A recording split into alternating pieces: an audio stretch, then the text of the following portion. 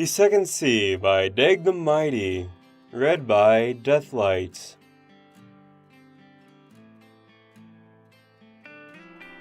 The wind howled at her, threatening absolute destruction should she continue to remain still. She paid it no mind as her eyes turned skyward, deeper than any sea. The deep blue upon the sky bore its gaze into the Pegasus. The thick and sparse clouds lazily drifted in the sky, blocking sunlight to certain small areas upon the ground. They did little during the day, but at least they moved. She sat there upon the oppressive soil of the earth, her eyes darting to and fro, watching her busy kin race from one part of the sky to the other. Everyone was moving from one point to the other, as they used their gift of flight practically, to use it with absolute efficiency. They were not the ones her eyes had scrutinized. It was the young filly dancing upon the fields of clouds. She had taken the reins of freedom and bent them to her will, expressing herself in the most potent way her race can. It was spectacular to say the least. Her form was excellent, her speed remarkable, and her rhythm was wonderfully timed, and it made Scootaloo sick. It disturbed her, reliving her memories through the sight of this innocent filly. There was a time long ago that she shared the same reverie, the same elation during flight. She could recall the absolute joy that came to her when she became airborne for the very first time, the look of pride on the faces of her peers, the sheer anticipation of the infinite possibilities that had opened up to her. A massive gate that had locked her in a set boundary in her life just collapsed, and she was so overcome with excitement and energy. There was only one way to release it. Scootaloo scoffed at the recollection, remembering the feeling of utter astonishment at finally being among the clouds. She swiftly dashed from one cloud to another, making sure to let them know of their new visitor in the sky. It was difficult to increase her velocity beyond the fluttering pace.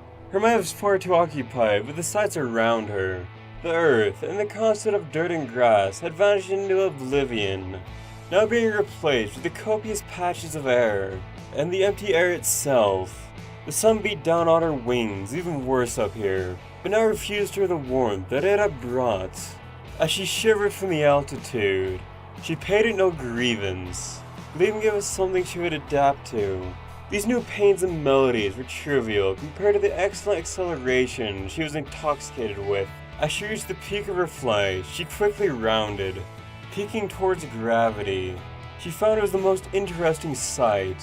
She was far higher than the clouds, and she didn't feel any lighter. What had caught her eye, however, was how the clouds sat upon the airborne mantle, spread out and bearing so many different shapes. They all sat upon the same level of altitude. They all rested upon the same layer of the sky. These white and soft islands resting upon an invisible and gentle sea of air. The surface of oxygen water vapor hiding a living and breathing world underneath.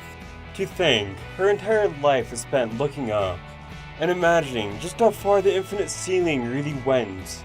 Her mind was able to soar so much higher than her wings could ever take her.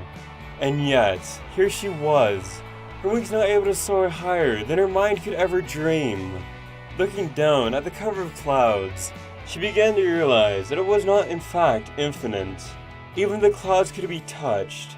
Nothing was infinite, and nothing was out of reach. The euphoric filly descended just above the collection of clouds, pulling up as she leveled herself parallel to them. Gliding just above that second sea, she flew over hills and crests. As she began to accelerate, the clouds began to rumble and roll underneath. The large expanse of the sky became like an ocean, every cloud becoming waves in an ever-expanding sea. The sight was the most powerful and fantastic illusion that she had ever seen. She had never felt such joy. The joy was fleeting, however. The more she had used her gift of flight, the more tedious and mundane the activity became. She had finally been given the gift, yet it was hard to enjoy in its consistency. She compared it to cantering. Something that is done every day becomes dull, and even involuntary. Flight was no more joyful than waking up in the morning. She did miss the elation, watching the little filly above her dancing about in an aerial ballet. Skittle had trouble justifying her indifference towards the act. The way the young pony moved around the sky made Skittle question her apathy.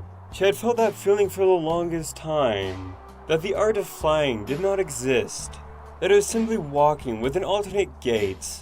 She was confined in the fact. But watching this little Pegasus made her question the undeniable truth.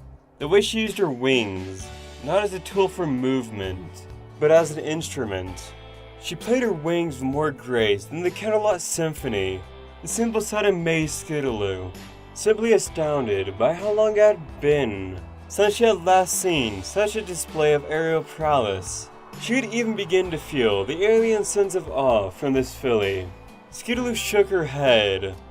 As she stretched out her massive orange wings, a smile spread across her face, as she could feel the strange sense of excitement rise within her.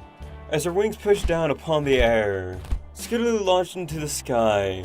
It had been years since she acknowledged the sensation of the rushing wind against her face, the wonderful air breezing past her primary feathers. As her wings carried her high into the clouds, her smile grew brighter. As her altitude washed away her years of apathy and indifference, she couldn't have felt happier, flying to her daughter in the air.